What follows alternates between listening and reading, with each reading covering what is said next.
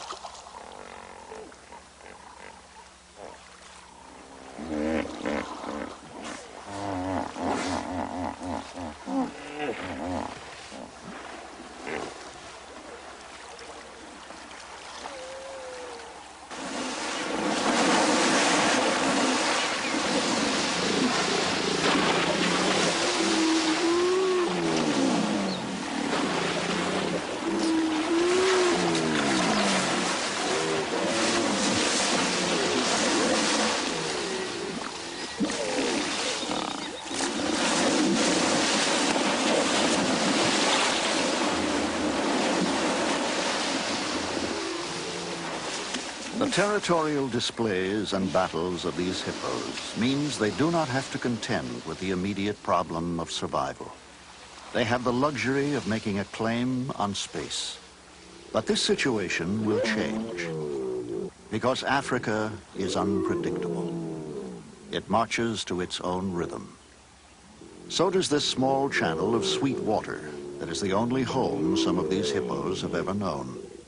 This story is about that unpredictability, about one small, critical part of one long, irregular cycle. This is the chronicle of the Stolen River.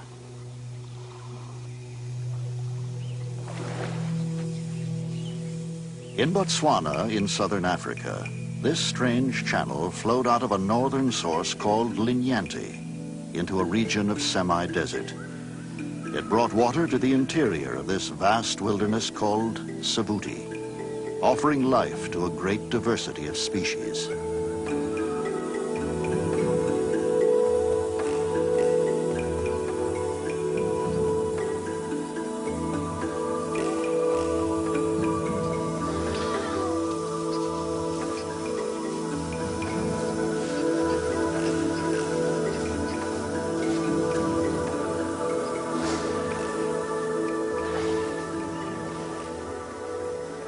Although the channel was the center of all activity, it had a record of unreliability.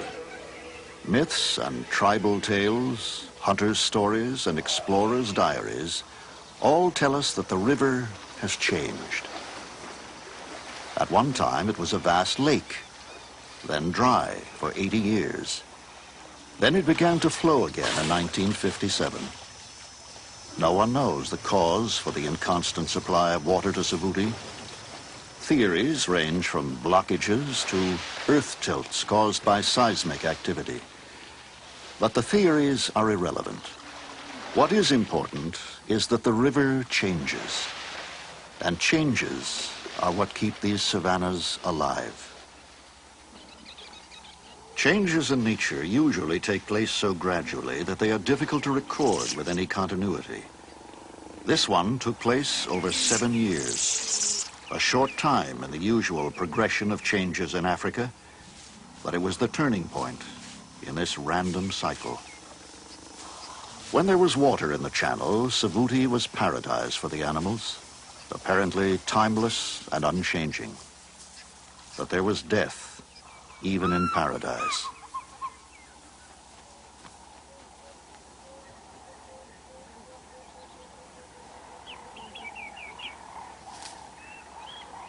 Death is everywhere in Africa, but it is never in vain.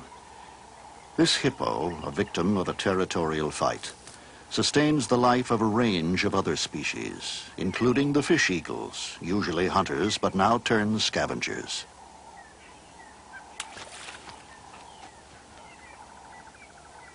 The death of one species inevitably benefits another.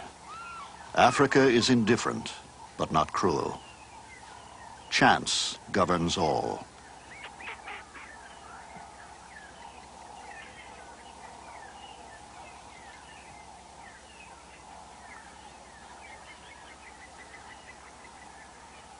Perhaps the behavior of the birds was an omen, a hint that the old established order was about to change.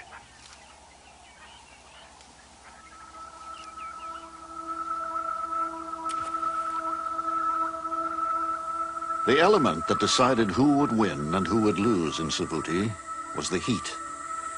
On the open plains, in the direct sunlight, the temperatures soared and seemed to set the shimmering earth on fire. In 1982, the Savuti Channel stopped flowing. It is not fully known how or why or precisely when, but suddenly the water stopped. As the precious supply of moisture began to dwindle, the animals started to congregate around the drying pools.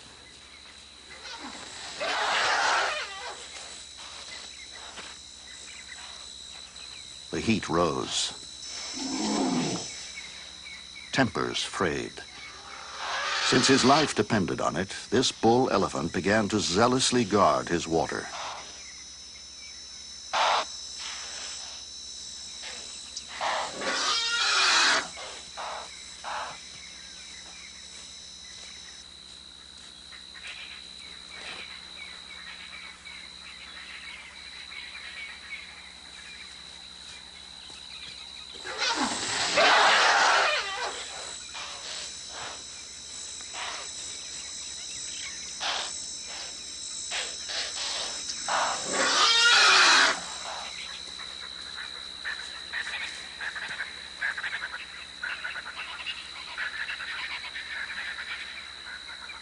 As if he possessed some insight into the tragedy that was about to unfold, he drove off the weaker and the smaller until he was free to drink in peace.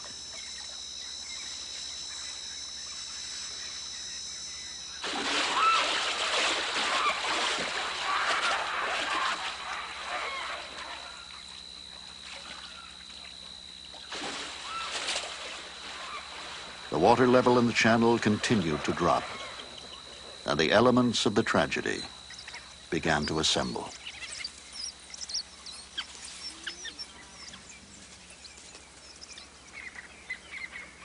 For the wild dogs, the persistent elephant at his waterhole was merely an irritation, but it stopped them from drinking at leisure.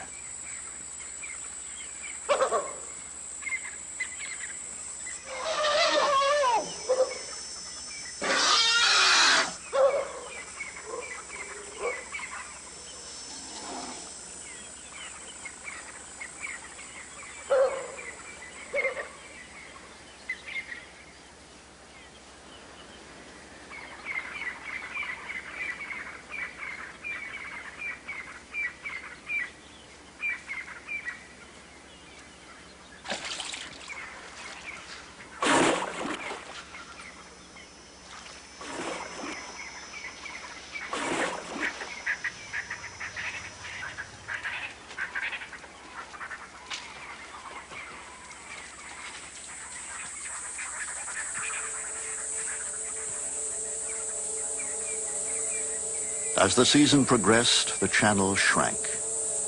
The once vigorous herd of over 100 hippos had been reduced to just 26.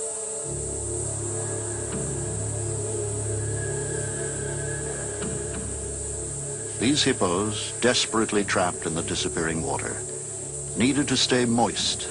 Without the mud, they would die. Previous territorial conflicts were irrelevant. A far greater struggle for survival had taken over. The elephants had no such problem. They could come and go as they pleased. Like careless children, they sprayed and wallowed and churned up the mud, unaware that their play would hasten the end of the hippos.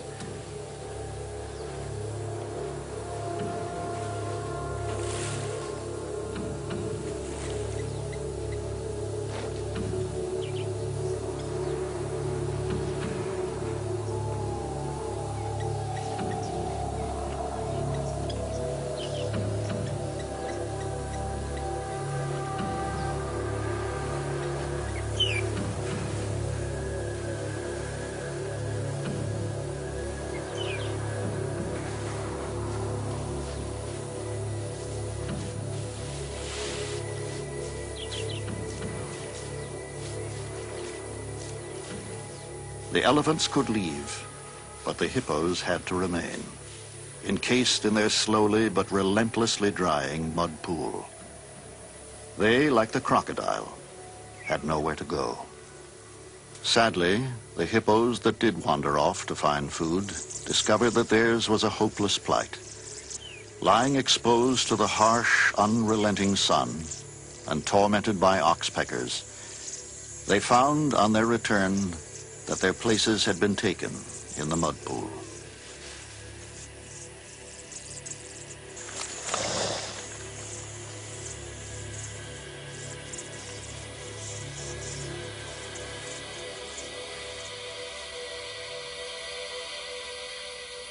The heat persisted, and in a desperate attempt to cool down, a crocodile entombed himself in a rock crevice, hoping to cheat death.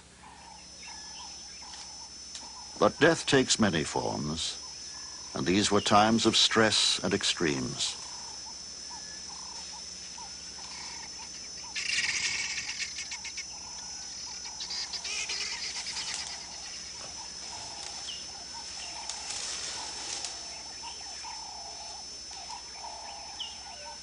The crevice was too narrow, even for the agile leopard. But killers are patient. Knowing that the crocodile would eventually emerge, weakened and perhaps thinner, but still edible, he settled down to wait.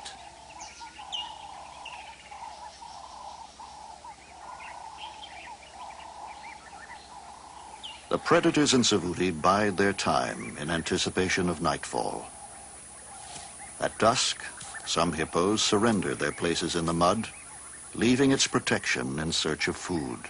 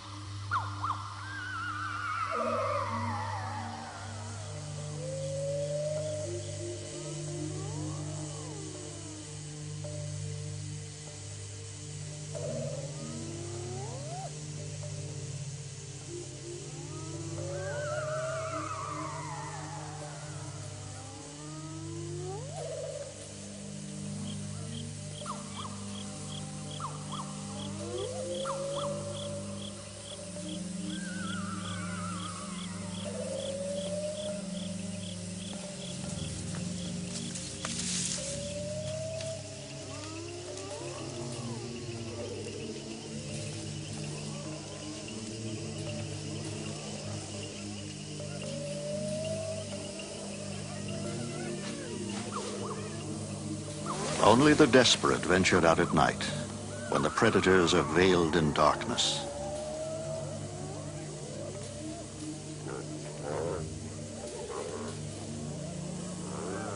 There was a certain inevitability about this. The hippos were defenseless, since their usual retreat was unavailable. Hyenas are unrelenting.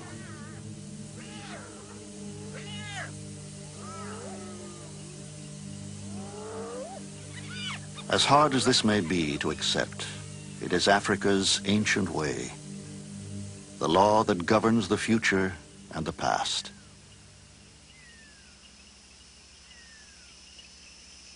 Just as inevitably, the crocodile emerged, and the leopard's vigil was rewarded.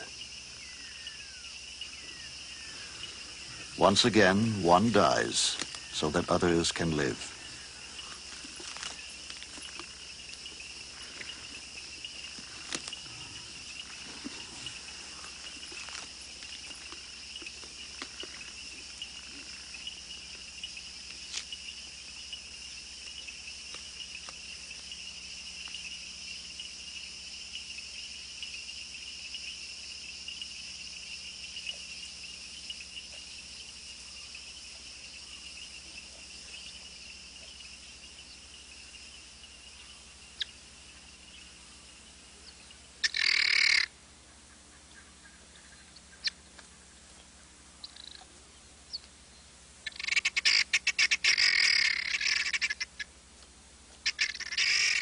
Dawn over another pool, where a different drama of survival was being played out.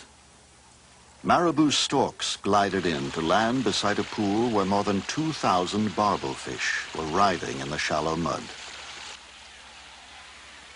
They made easy prey. The strategy for selection of the strongest was at work once again.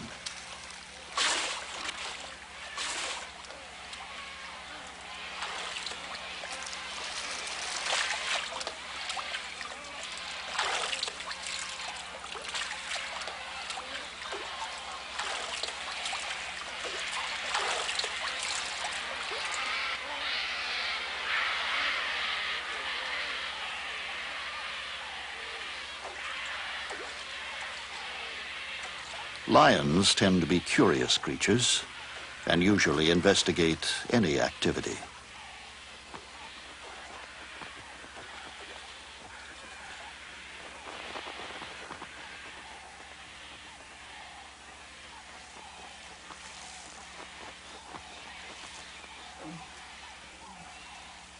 Attracted by the commotion, but indifferent to the fish, they came down only to drink.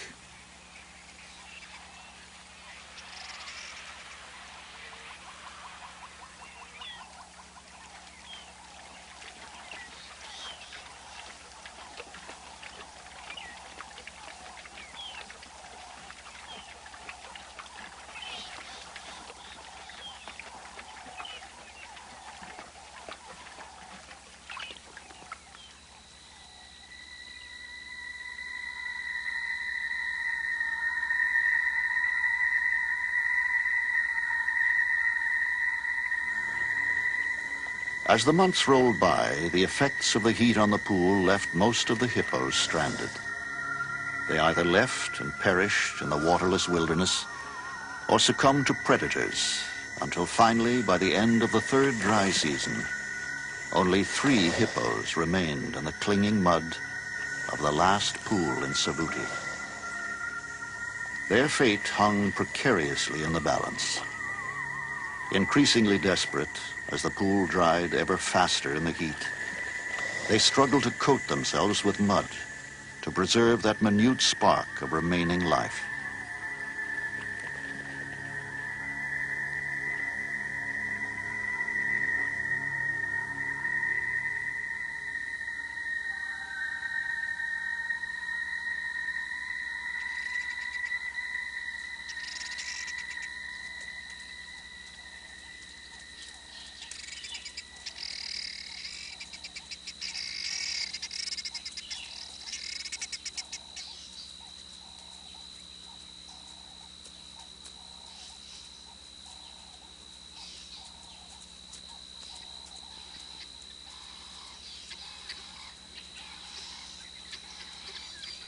As the long day dragged on, the sun beat down. Inevitably, the hyenas arrived, drawn by the scent of impending death. Its source? One of the last 3 hippos left alive in Savuti. He left the protection of the mud to seek shelter in the shade. But the sun moved on, the shadows slid away, and he was left, alive but exhausted, unable to move or offer any defense. At the mercy of the sun, the hyenas had only to wait. Only the tracks in the mud of the Savuti Channel mark the final journey of the last 2 hippos. The channel was dry. The sun had triumphed. The river had been stolen. It was then that the elephants arrived.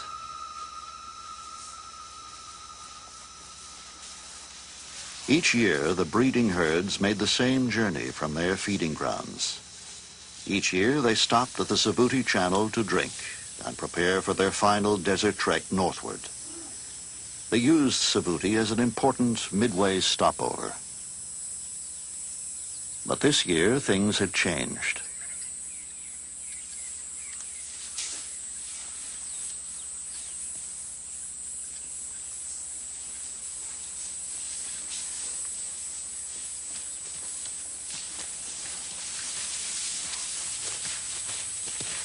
Arriving exhausted and dehydrated from their long journey, to find no water was a devastating blow.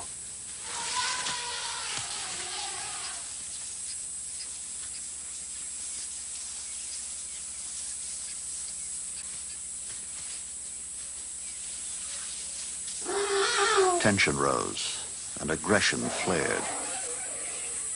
These animals knew only too well that the nearest water was over 60 miles away. They also knew, with the wisdom of their kind, that they faced a desperate crisis. Some, at least, had been in this position before.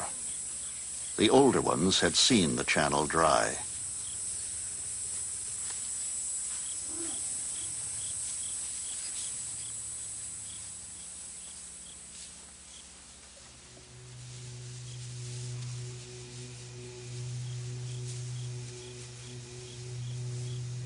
Silently, eerily, the elephants continued to arrive, like ghosts from the past.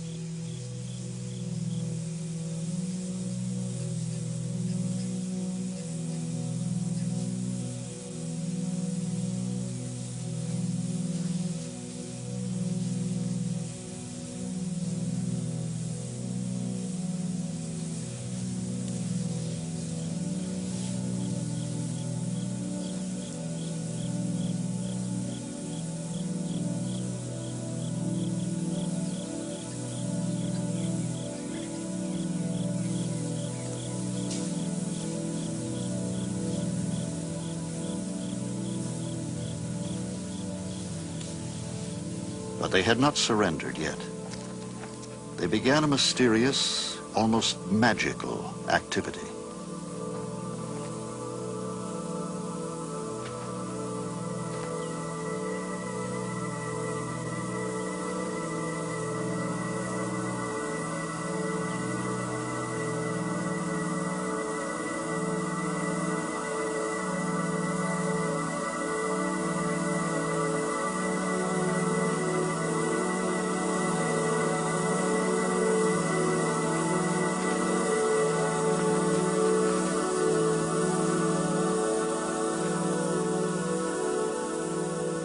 Whether by knowledge passed down through the generations, or by instinct, or for some other inexplicable reason, the elephants were driven to dig for water.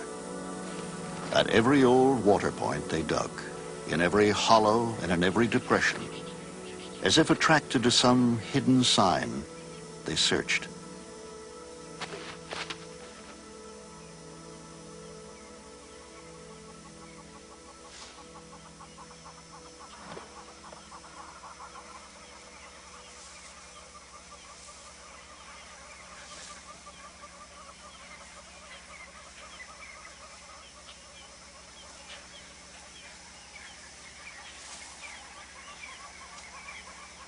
Even the slightest hint of moisture was given a further examination.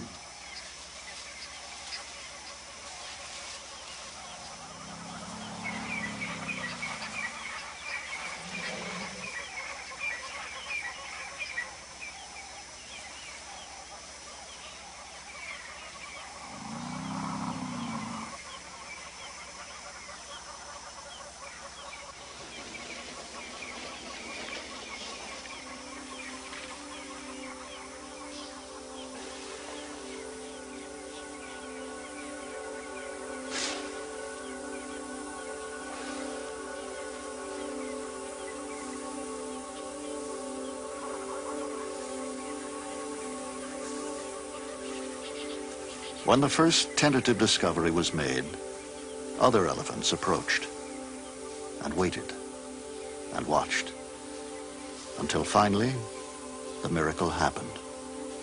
They found water.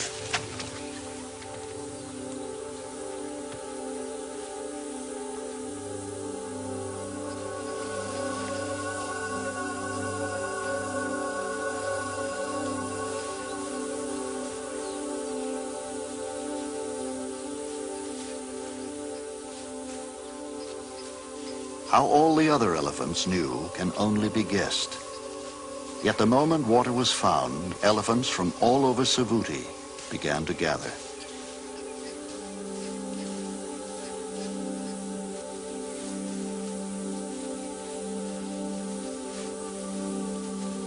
Patiently, calmly, the elephants enlarged and deepened the place of their first discovery. Until finally, after months of work, there was water for all.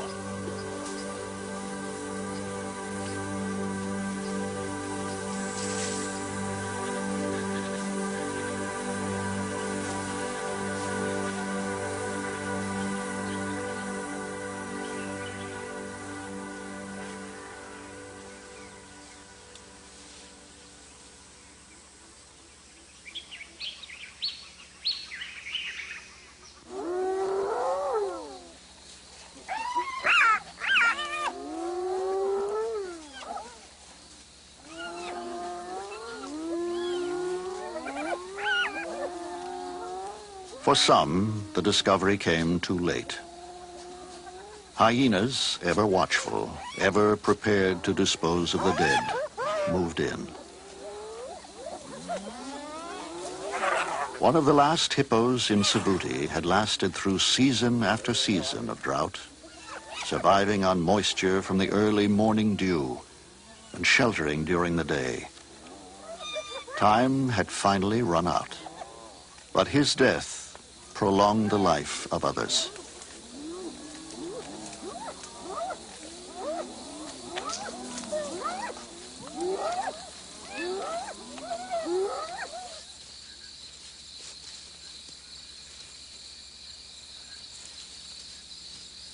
Nearby, the elephants had excavated a water hole. In the cool of the night, the water would seep up into the depression from underground.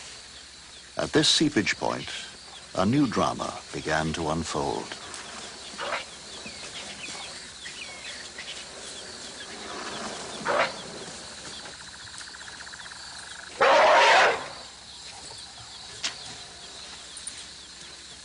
The elephant cows had new priorities. Instead of sharing this precious seepage water with the calves, they pushed their young away roughly. In these times of stress, it was better that the calves should die so that the females could survive to breed again in better times. It was a bitter and supremely harsh reality, but this was a crisis, and their collective wisdom ensured the survival of the species.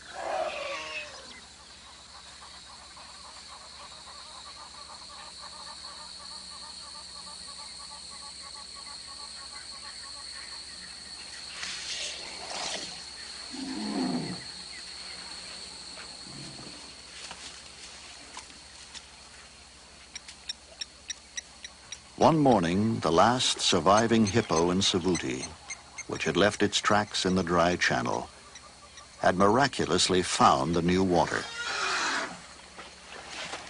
He was not welcomed.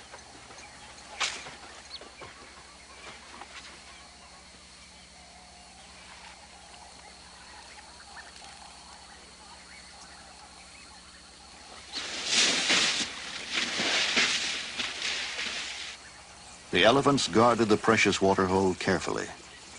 Their lives depended on it.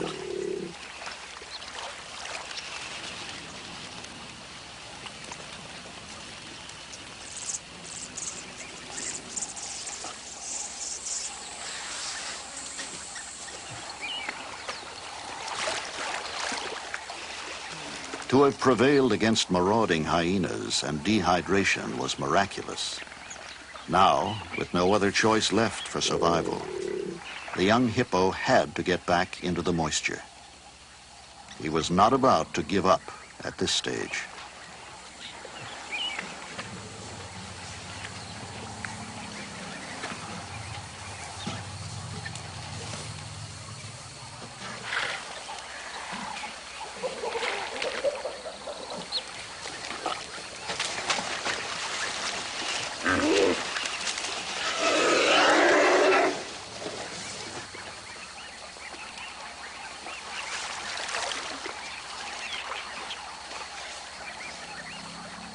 Finally, by sheer determination and perseverance, he succeeded in securing his future, at least for the time being.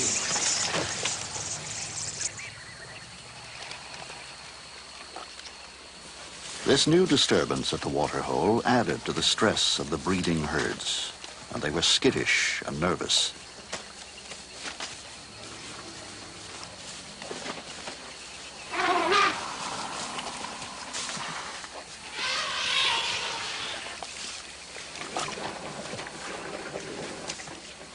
To have survived at all was improbable. To have found this waterhole barely credible. But he did.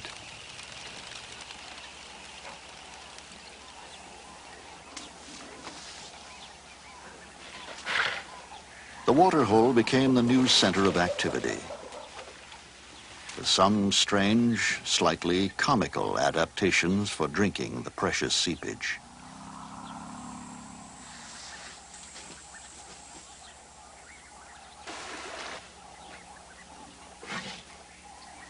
Delicate trunks reached for the water without disturbing the mud. The days of carefree splashing were gone.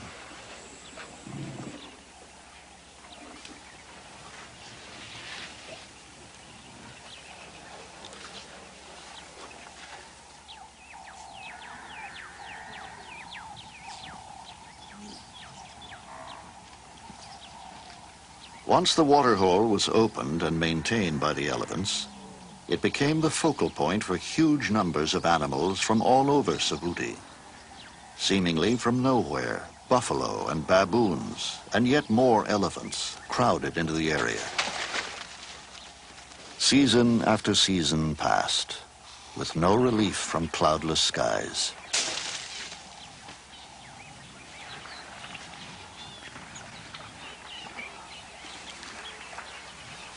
The situation worsened. The animals stirred up the mud, and the drinking water became harder and harder to find.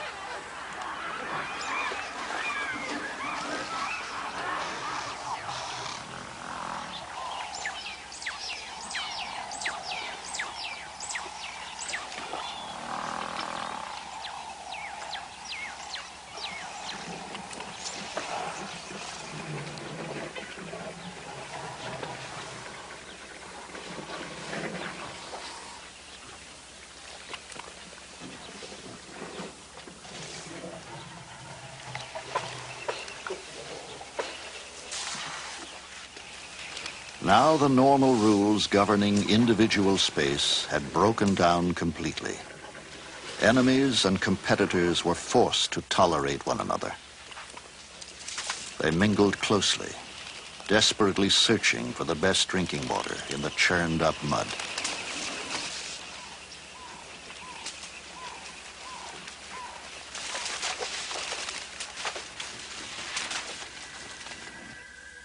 With these herds constantly around the seep, the forage was soon exhausted.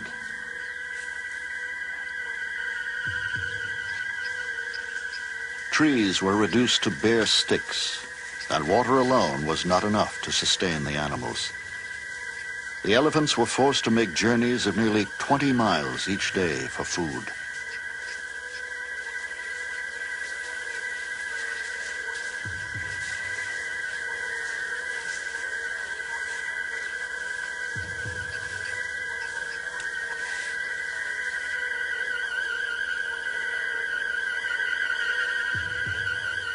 Backbones began to show. Skins sagged.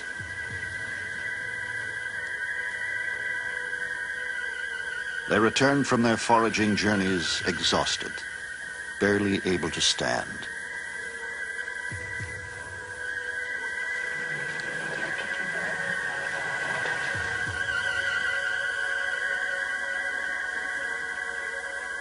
Soon, the inevitable happened.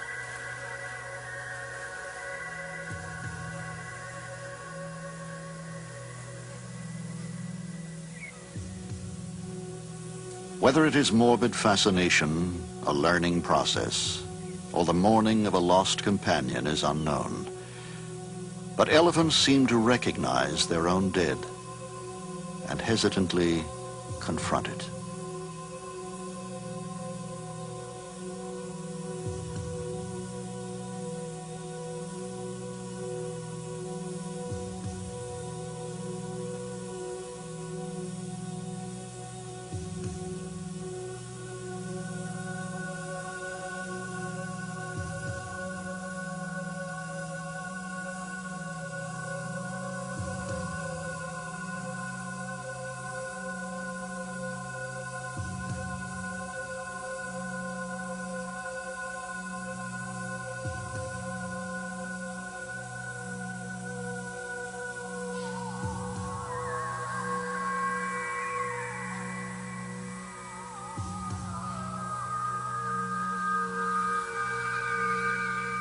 Africa is frugal.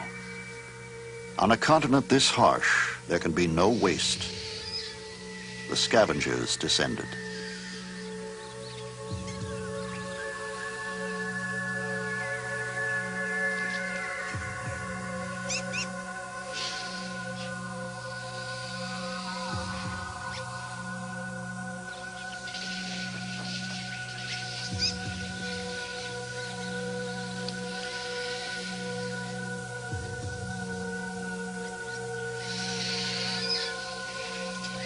Lions are constantly on the lookout for an easy meal and were quick to follow the vultures.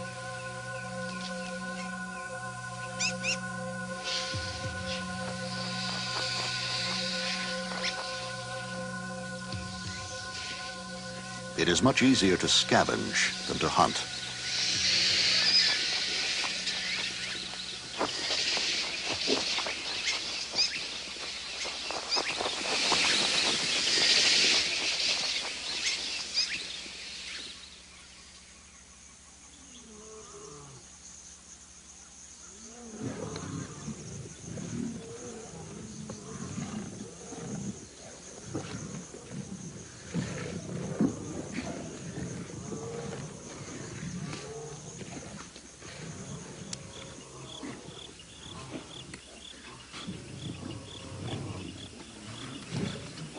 Faced with such a giant feast, the whole pride settled in.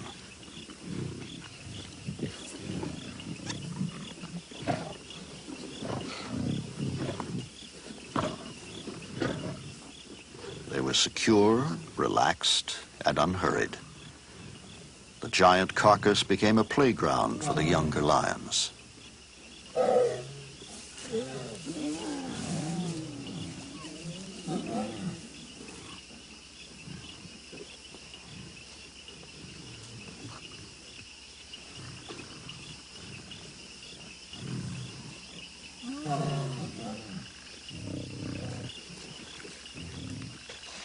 In the seep itself, another exhausted, starving elephant was stuck helplessly in the mud.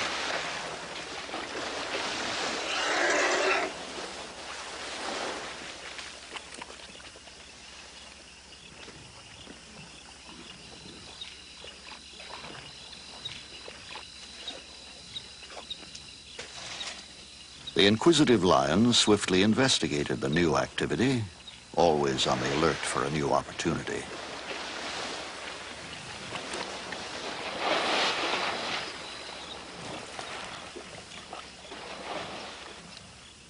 But the other elephants were protective of their own.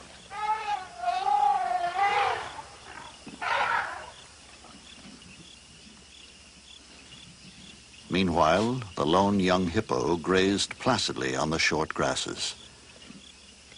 But this was not enough for him. Drawn by the odor of the partially digested grasses in the stomach contents of the dead elephant, he moved in.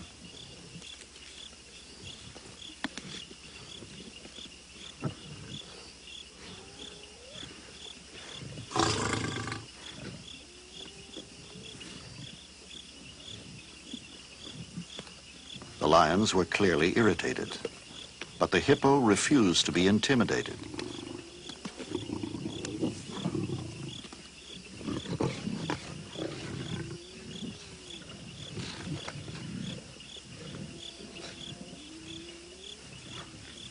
Finally, after he had tasted the grasses, the lions became too aggressive, and he decided to retreat. But not far.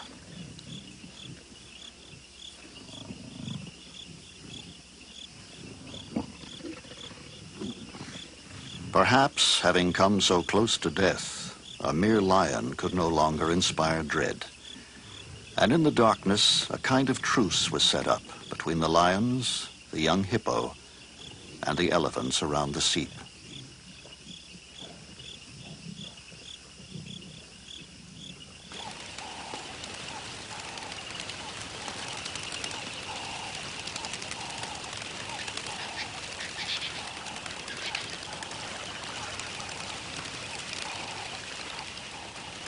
During the night, water raised the level in the seep, But by day, evaporation and the animal's thirst lowered it again by inches.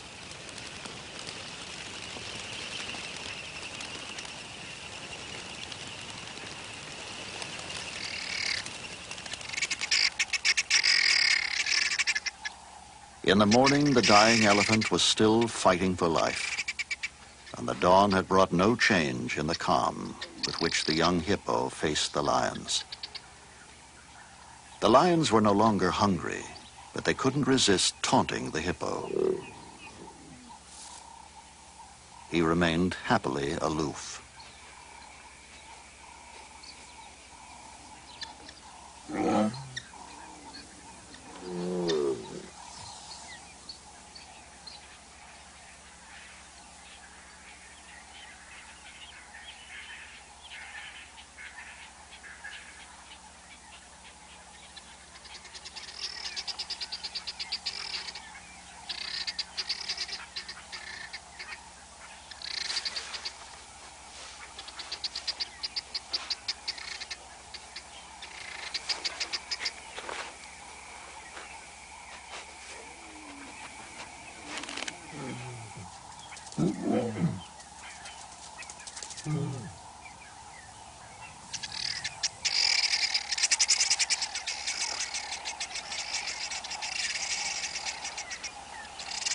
His previous experiences with vicious hyenas and larger lions had prepared him well for this encounter with the youngsters and their games. He was unprepared, however, for the new occupant of the seep when he returned.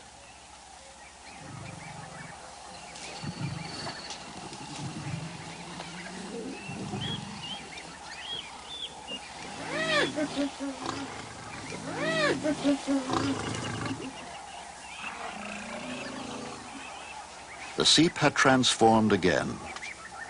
Lions and hyenas lingered after feeding on the dead elephant, and once again the stress for all these animals was increased. With all this new activity of predators, hippo, and dying elephant, and with the water in the seep quickly turning to mud, the breeding herds of elephants were faced with a critical decision: to stay at the seep or to brave the long journey across waterless wilderness to reach the Linyanti River, flowing strongly more than 60 miles to the north. We have little understanding of how they make these decisions, but as one, the elephants moved off, and the hippo was left in residence in the seep.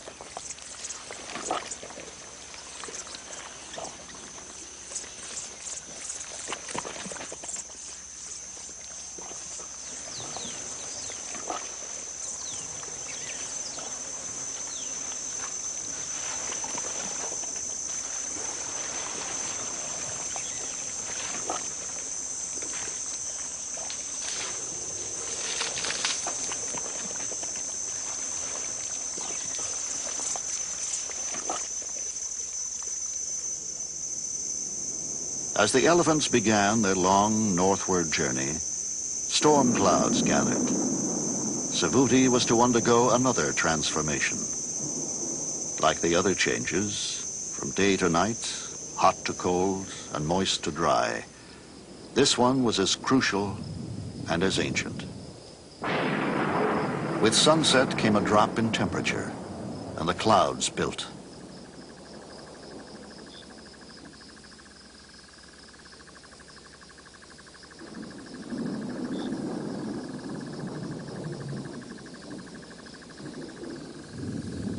At midnight, the storm broke.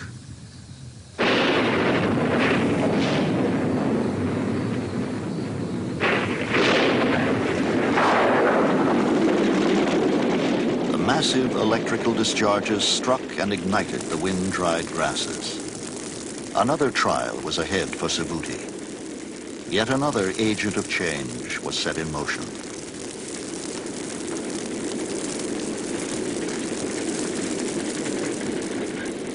The ancient mythologists understood these changes when they said, "Fire lives in the death of air." Because fire is an important ingredient of the savannas, and, like the predators, an essential part of its survival. Without the type of change that both fire and predators impose on the system, it would stagnate and die.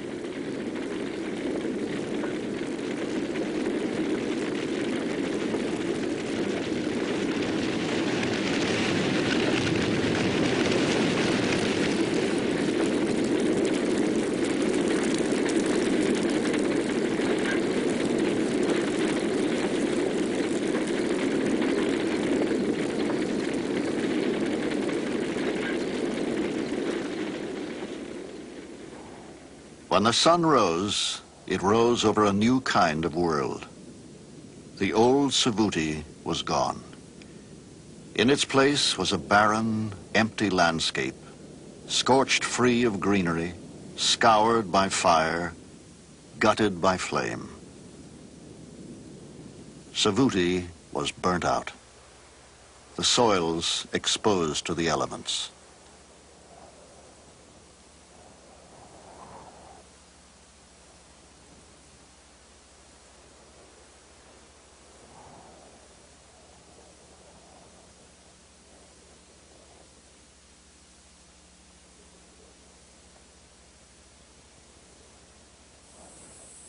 The hippo was untouched by the fire, secure in his muddy seep.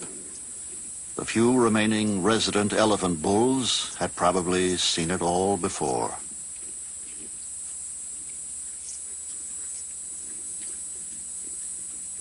For these elephants, the climax of Savuti's transformation was not important. They could move on or adapt to the change.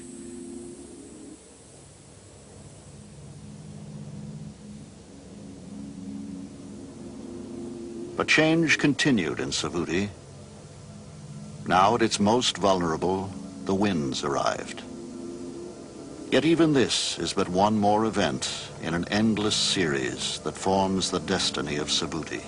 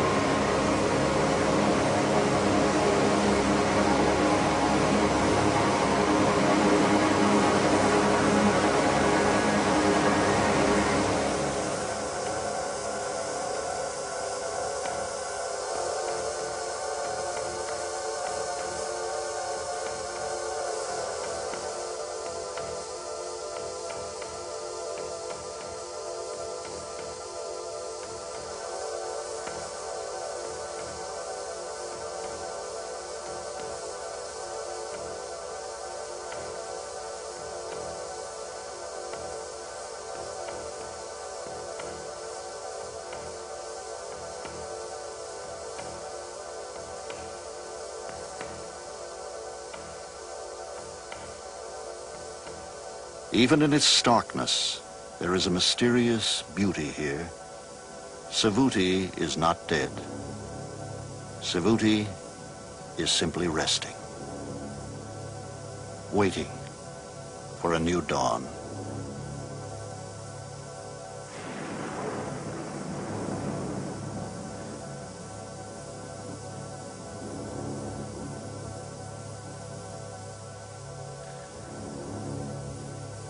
The rain clouds build.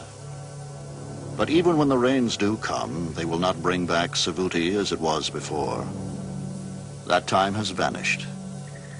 Only the flow of water can change that. But the channel will not flow this season.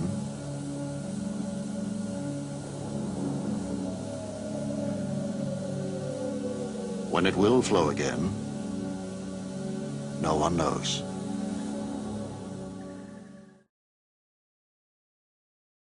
And so, there you have it. Africa's stolen river. In the end, the raindrops came and they enough raindrops for a whole year. Oh no. It's the cops. I better get out of here.